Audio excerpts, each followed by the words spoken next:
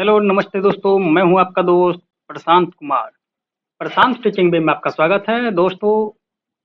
आज super 40 class का ये 5वां सीरीज आपके सामने हम प्रस्तुत कर रहे हैं। तो हमें पूर्ण विश्वास है अभी तक का जो चौथा सीरीज आप लोगों के बीच आया, चौथा स्लाइड आप लोगों के बीच मैंने प्रस्तुत किया, वो काफ़ी आपके लिए फ़ायदेमंद होगी। और मुझे उम्मीद है आप लोग पढ़ाई करते होंगे, मैं भी पढ़ाई करता हूँ अपने लिए, खुद आप भी पढ़ाई कीजिए अपने लिए।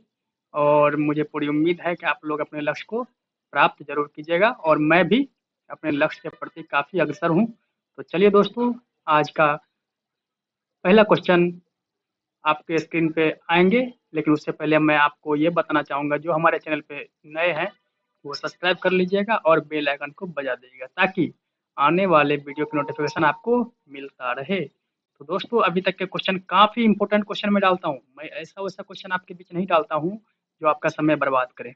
तो चलिए दोस्तों, आज का प्रथम क्वेश्चन आपके कंप्यूटर स्क्रीन पे आ गए होंगे। तो इसमें पहला क्वेश्चन है, पिछड़ा बालक किसे कहते हैं? पिछड़ा बालक किसे कहते हैं? ये ऑप्शन आपका हो जाएगा, जिसका भी आईक्यू 90 से कम होगा उसे हम पिछड़ा बालक कहते हैं या पिछड़ा बालक कहेंगे। जिसका 90 और 110 के बीच में होगा उसका सामान्य बालक कहेंगे। ठीक है दोस्तों। और जिसका 70 से भी कम होगा, 49 से कम होगा, उसको हम क्या कहेंगे, आप कमेंट बॉक्स में बताइएगा। ठीक है। तो चलिए हम आगे बढ़ते हैं दूसरा क्वेश्चन पे। सृजनशील बालकों का आईक्यू कितना होता है? दोस्तों, सामान्य बालक के लिए 90 से 110 और जिस पिछड़ा बालक 90 से कम होगा और सृजनशील बालक का आईक्यू होगा 120 से अधिक। जो भी बालक का आईक्यू 120 से अधिक होगा वो क्या कहलाएंगे? सृजनशील बालक कहलाएंगे। तो दूसरा दूसरा स्लाइड आपके क्वेश्चन पे आ गए होंगे आपके कंप्यूटर या मोबाइल के स्क्रीन पे कि बुद्धि का संज्ञानात्मक विकास का सिद्धांत किसने दिया?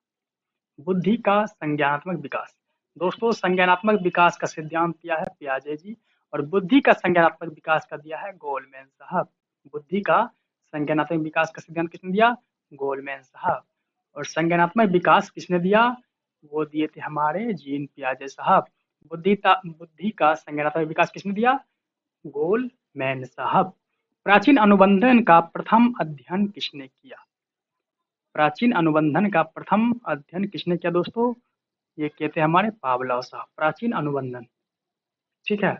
और अनुबंधन भी कौन किए हैं? पावलोव साहब ही किए हैं। अनुबंधन का जनक किसे कहते हैं? पावलोव साहब को ही कहते हैं। प्राचीन अनुबंधन का सर्वप्रथम अध्ययन किया था किसने? पावलोव साहब ने। हमें विश्वास है आपके लिए काफी फायदेमंद क्वेश्चन ये दोनों रहे होंगे। फील्ड ऑफ साइकोलॉजी पुस्तक के लेखक कौन है? फील्ड ऑफ साइकोलॉजी पुस्तक के लेखक हमारे गिलफोर्ड साहब। गिलफोर्ड साहब क्या कहते हैं कि फील्ड ऑफ साइकोलॉजी पुस्तक के लेखक हम हैं। कौन कह रहे हैं? ये हमारे गिलफोर्ड साहब बोल रहे हैं कि फील्ड ऑफ साइकोलॉजी पुस्तक के लेखक गिलफोर्ड साहब हैं। टाइप्स ऑफ मैन पुस्तक के लेखक, टाइप्स ऑफ मैन यानी इंसान के प्रकार यानी मानव के प्रकार, पुस्तक के लेखक कौन है? स्प्रेंगर साहब। टाइप्स ऑफ मैन पुस्तक के लेखक हैं हमारे स्प्रेंगर साहब। अगला क्वेश्चन आपके कंप्यूटर स्क्रीन पर आए हुए होंगे। आत्मबोध प्रश्नावली विधि का प्रयोग किसने किया? आत्मबोध प्रश्नावली विधि का प्रयोग किसने किया था? ये क्या थे हमारे राजकुमार सारस्वत जी। राजकुमार सारस्वत जी किए थे। कब? आत्मबोध प्रश्नावली विधि का प्रयोग कब किए थे? 1984 में आत्मबोध प्रश्नावली विधि का प्रयोग राजकुमार सारस्वत ने किए थे। तो दोस्तों, अगर आपको क्वेश्चन अच्छे लगे तो आप कमेंट जरूर कीजिएगा, हमें मोटिवेशन जरूर दीजिएगा। और हाँ, बीच-बीच में मैं जो आपको क्वेश्चन डाल रहा हूँ, पूछता हूँ आपको, उसका भी आंसर दीजिएगा। मुझे हमें खुशी हो रही है, हमारे एक दोस्त हैं जो कि काफ़ी हमें मोटिवेशन डालते रहते हैं। हम दोनों एक क्लास में पढ़ते हैं और काफ़ी अच्छे हैं और उनसे मैंने कुछ सीखा। उन्होंने मुझे मोटिवेशन दिया और बराबर वो भी देखते हैं। अगर मैं स्लाइड डालता भी हूँ तो अपने लिए और खुद उसके लिए। तो आप लोग अगर कमेंट करते हैं तो मुझे उम्मीद होगी आप लोगों के लिए भी काफ़ी फ़ायदेमंद होगी।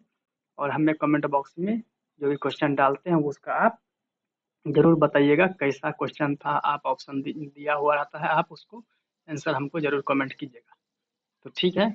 और जो भी हमारे दोस्त देख रहे होंगे अगर सही क्वेश्चन का आंसर देते हैं तो मैं उनसे जल्दी कांटेक्ट करूंगा और उनसे भी कुछ सीखूंगा और उनको पढ़ाई के यानी तैयारी के बारे में शिक्षक पात्रता परीक्षा के बारे में जरूर बताऊंगा। तो आत्मबोध प्रश्नावली विधि का प्रयोग क्या था हमारे राजकुमार सारस्वत जी 1984 में। शील गुण उपागम सिद्धांत किसने दिया? शील गुण उपागम सिद्धांत किसने दिया? ये दिए थे हमारे ऑलपोर्ट और केटल साहब। शील गुण, आप शील गुण सिद्धांत उपागम सिद्धांत दिए थे हमारे ऑलपोर्ट साहब और केटल साहब।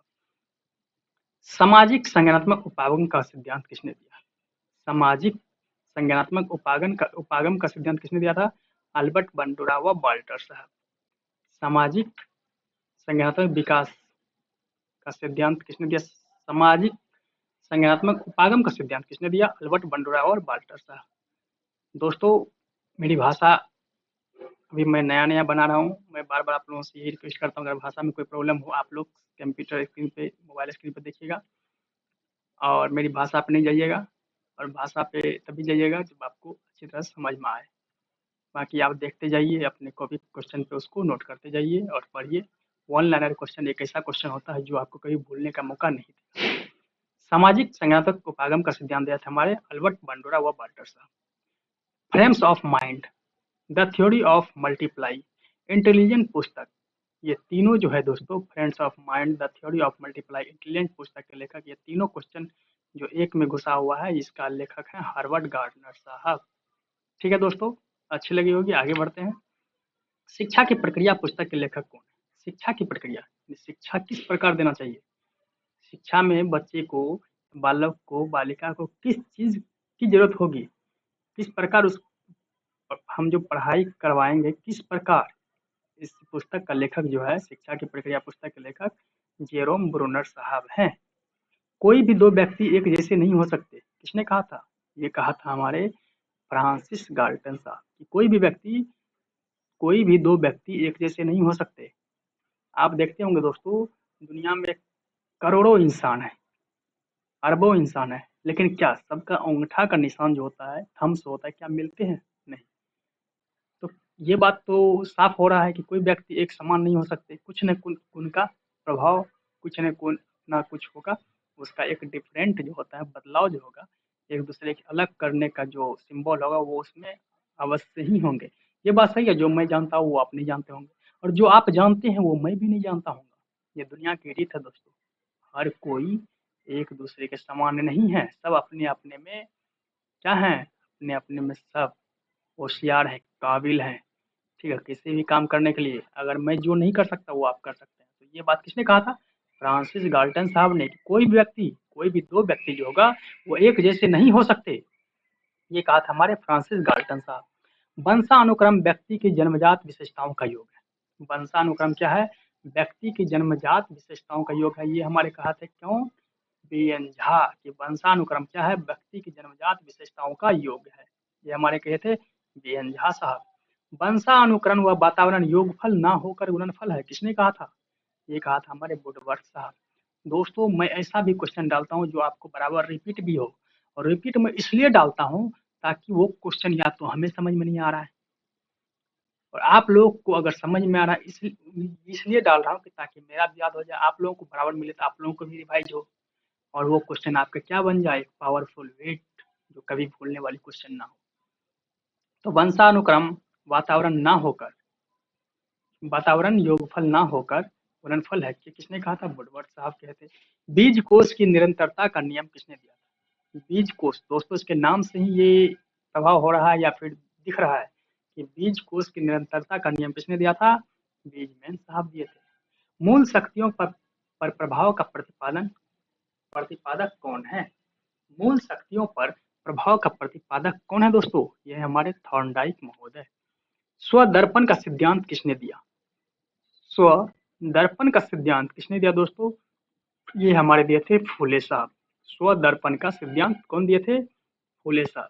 दोस्तों, मैं आपको कमेंट बॉक्स में यही पूछना चाहूंगा कि मैं चाहता हूं कि मैं लाइव क्लास आप लोगों के लिए लेके आए और आप उसमें लगातार कमेंट डालते रहें, और मैं चाहता हूं कि ऑप्शन युक्त क्वेश्चन दूं। अगर ऑप्शन युक्त क्वेश्चन आप लोग एग्री हैं कि हाँ ऑप्शन युक्त क्वेश्चन आना चाहिए, तो मैं आप मुझे कमेंट बॉक्स में बताइएगा।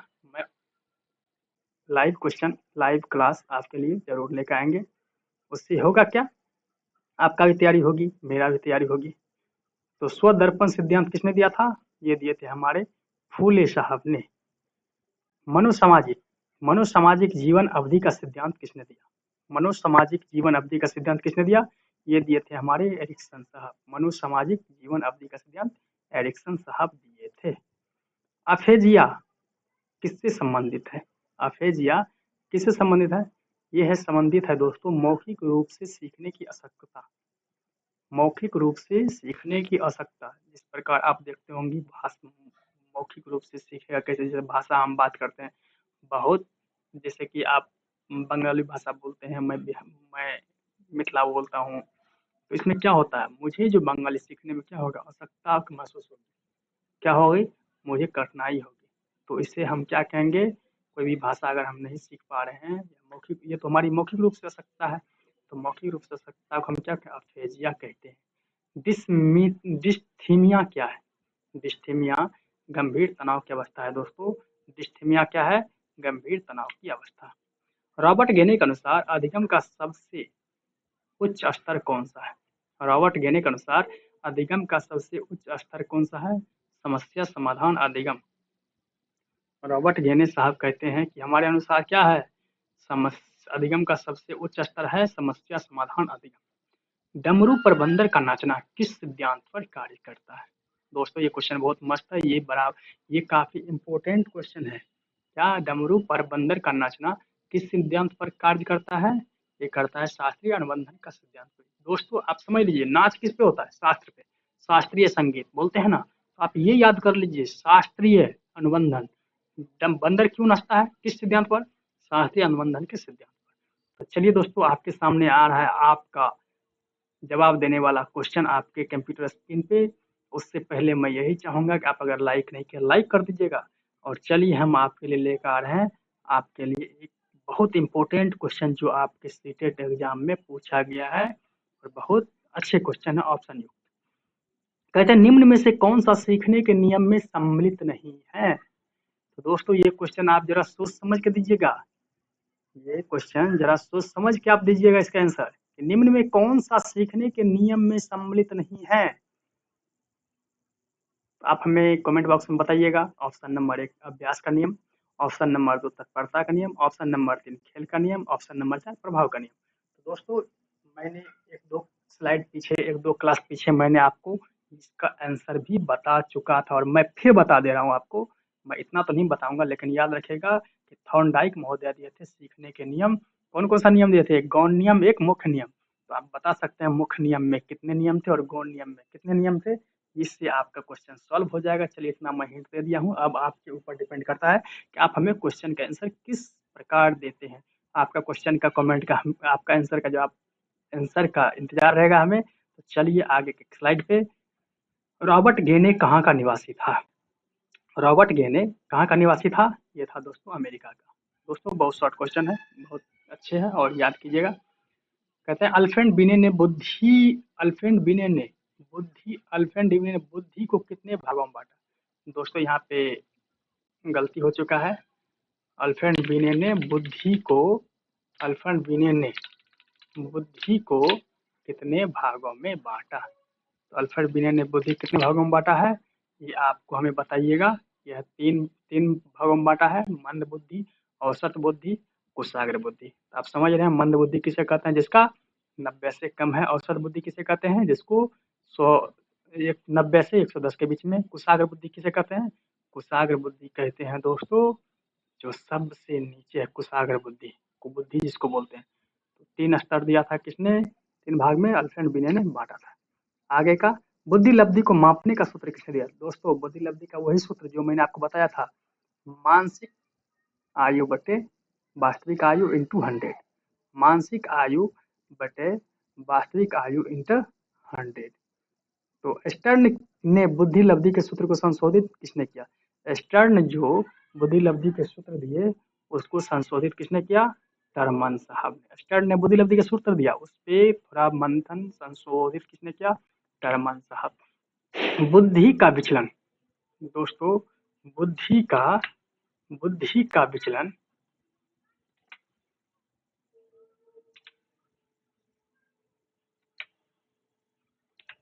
बुद्धि का विचलन बुद्धि सिद्धांत किसने दिया? बुद्धि का विचलन बुद्धि सिद्धांत किसने दिया? ये दिए थे हमारे टर्मन साहब। दोस्तों जिसने क्या किया, बुद्धि की लब्धि को सूत्र को संशोधित किया और वो क्या दिया, बुद्धि का विचलन बुद्धि सिद्धांत, टर्मन साहब दे दिए। ठीक है। प्रगतिशील शिक्षा के जनक कौन है? प्रगतिशील शिक्षा प्रगतिशील शिक्षा के जनक हैं जॉन डेवी साहब। तो चलिए आगे के स्लाइड पे। प्रोजेक्ट विधि के जनक कौन है? किलपैट्रिक साहब और जॉन डेवी साहब। प्रोजेक्ट विधि, प्रयोजना प्रयोजना विधि, प्रोजेक्ट यानी प्रयोजना विधि के जनक कौन है? किलपैट्रिक साहब और जॉन डेवी साहब। समीपस्थ विकास का सिद्धांत किसने दिया? समीपस्थ विकास का सिद्धांत किसने दिया? वाइगोत्स्की साहब। समीपस्थ विकास का सभी हमारे कहते हैं वाइगोत्स्की साहब। अगर हमारे बाएं दाएं में आपको रहना है, ये कौन कह रहे हैं? वाइगोत्स्की साहब कह रहे हैं। अगर हमारे हमारे बाएं दाएं आपको रहना है, समीप में रहना है, तो हमारे पास आ जाइए। वाइगोत्स्की साहब कह रहे हैं समीप में रहना है तो बाएं दाएं में आ जाइए। याद कर लीजिए दोस्तों कि समीपस्थ विकास किसने दिया था? ये दिया था हमारे वाइगोत्स्की साहब। वाइगोत्स्की कहाँ का निवासी था दोस्तों? ये थे हमारे रूस के। और दोस्तों क्या ये क्वेश्चन, ये रॉबर्ट गेने अमेरिका का था और वाइगोत्स्की रूस के थे। संज्ञानात्मक विकास का सिद्धांत कितने विद्वानों ने दिया? संज्ञानात्मक विकास का सिद्धांत दिए थे 3 विद्वान ने। कौन कौन? जीन पियाजे साहब, वाइगोत्स्की साहब और ब्रूनर साहब दिए थे। वर्णमाला की पहचान कितने वर्ष की आयु में शुरू होती है? वर्णमाला की पहचान कितने वर्ष की आयु में शुरू होता है? 3 वर्ष की आयु में वर्णमाला। दोस्तों आप जो बच्चे को सिखाते हैं A B C D O आ से जेड तक जो सिखाते हैं, ओ आ से अक्षर प्रज्ञा तक जो सिखाते हैं, ये कितने वर्ष का स्टार्ट है? 3 वर्ष में। 3 वर्ष में बच्चे को हाथ में कॉपी कलम देके या पेंसिल पाटी देके स्लेट देके विद्यार्थी को उसके माता पिता बोलते हैं घुमाने के लिए, तो उसको स्टार्ट करवाने लगते हैं। तो आगे है मनोविज्ञान शिक्षा का आधारभूत विज्ञान है किसने कहा था? ये तो सिंपल क्वेश्चन है दोस्तों, आप लोग खुद दे सकते हैं आंसर। बुद्धि मापन के जन्मदाता किसे कहते हैं? बुद्धि मापन के जन्मदाता, वैसे तो दोस्तों देखिए टर्मन साहब को कहते हैं बुद्धि मापन ज्ञाता, लेकिन बुद्धि लब्धि का जन्मदाता किसे कहते हैं? ये हमारे बीने साहब। बुद्धि मापन के बुद्धि लब्धि के जनक ये बीने साहब। बुद्धि मापन के जन्मदाता ये हमारे टर्मन साहब है। एलेक्सिया क्या है? एलेक्सिया क्या है दोस्तों? पढ़ने में अक्षमता। पढ़ने में अक्षमता क्या है? एलेक्सिया। पियाजे की औपचारिक संख्यात्मक अवस्था की आयु कितनी वर्ष तक मानी जाती है? पियाजे की औपचारिक क्रियात्मक अवस्था की आयु कितनी वर्ष तक मानी जाती है? यह 11 से 15 वर्ष तक औपचारिक संख्यात्मक अवस्था मानी जाती है। नवजात शिशु का भार कितना होता है दोस्तों? सब शिशु का अलग अलग होता है, लेकिन सिंपल सामान्य रूप से नवजात शिशु का भार 7 पाउंड माना गया है। किस मनोविज्ञान ने अपने 3 वर्षीय पुत्र का अध्ययन किया था? ये तो आप जानते होंगे, पेस्टोलॉजी ने किए थे। बच्चे के बौद्धिक विकास के 4 सुस्पष्ट स्तरों को किस विद्वान द्वारा पहचाना गया? ये हमारे थे जीन पियाजे साहब। बच्चों के बौद्धिक विकास के 4 सुस्पष्ट स्तर को किस विद्वान द्वारा मापा गया? जीन पियाजे द्वारा। गिलफोर्ड ने अभिसारी चिंतन पद का प्रयोग किसके समान अर्थ किया? गिलफोर्ड ने अभिसारी चिंतन का पद का प्रयोग किसके समान अर्थ किया? सृजनात्मकता के समान अर्थ किया। लिखने से संबंधित कठिनाई को क्या कहा जाता है? दोस्तों आज का क्वेश्चन, आज का जो क्वेश्चन है, ये क्वेश्चन लास्ट होने वाला है और मैं उम्मीद करता हूँ जितने भी क्वेश्चन मैं आपके बीच दिया हूँ वो काफ़ी इंपॉर्टेंट है। आप उन्हें क्या कीजिएगा, अगर इतना जितना क्वेश्चन मैं डाल रहा हूँ अगर आप उसको रेगुलर वे में पढ़ते हैं तो उससे क्या होती है, आपकी सीडीपी आपका पूरा तैयारी हो जाती है। मुझे उम्मीद है कि इससे बढ़ के आपको क्वेश्चन बाहर नहीं, क्योंकि मैं भी सेट मारता हूँ, मैं तो ऑप्शन युक्त आपके लिए क्वेश्चन लेकर आऊँगा, ताकि उससे भी ज़्यादा नहीं क्वेश्चन लाऊंगा। बस जिस प्रकार इसमें 40 क्वेश्चन ला रहा हूँ उसमें मैं 30 लाऊंगा, ज़्यादा नहीं लाऊंगा, ताकि आपको पढ़ने में ज़्यादा लंबा वीडियो होने के चलते बहुत स्टूडेंट पढ़ने में क्या करते हैं, नकारते हैं। तो चलिए कोई बात नहीं, सबका अपना अपना सोच है। जो जितना पढ़ेगा, आप जानते हैं जो जितना खींचेगा वो उतना चमकेगा।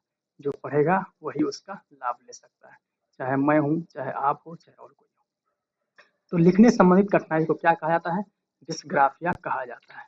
तो चलिए आज का क्वेश्चन इतना ही था दोस्तों। Thank you for watching. और हाँ दोस्तों, मैंने एक बात कहना आपको भूल नहीं किया जो इम्पोर्टेंट है आपके लिए, हमारे समाज के लिए। कौन? कि महिला, वृद्ध, किसान, शिक्षक और सेना का हमेशा क्या करेंगे हम लोग? सम्मान करेंगे। जय हिंद। खुश रहिए, अच्छे से रहिए और माता-पिता का आशीर्वाद लीजिए, भाई-बहन छोटे भाई-बहन को प्यार दीजिए, बड़े भाई का आशीर्वाद लीजिए और का सबका सम्मान कीजिए और आप भी खुश रहिए और आप पढ़ते रहिए, हम भी आपके साथ पढ़ें और आपकी जो भी हेल्प करें। और हाँ दोस्तों, ये क्वेश्चन के आंसर आप ज़रूर दीजिएगा। मैं आपके क्वेश्चन आपका जो है क्या है, आपका कमेंट का इंतज़ार ज़रूर करूँगा, नहीं तो हमारे जो ये कौन है ये, हमारे जो ये महोदय जी हैं, ये आपको काफ़ी देख रहे हैं छोड़ के कि ये आंसर दे रहा है या नहीं। तो चलिए दोस्तों, खुश रहिए, अच्छे से रहिए।